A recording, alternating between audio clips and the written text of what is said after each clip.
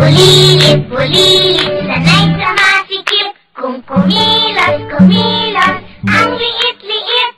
Bulilit. Kung kumilos, ang liit-liit. Pumunta ako sa kwarto ko. Ang laki-laki ng kama ko. Pumunta ako sa kusina.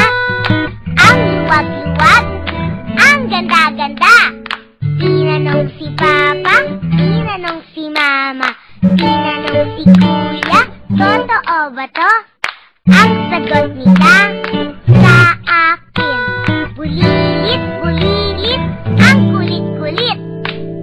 Bulilit, bulilit, di nasisiksik kasi wala na siya sa masikip.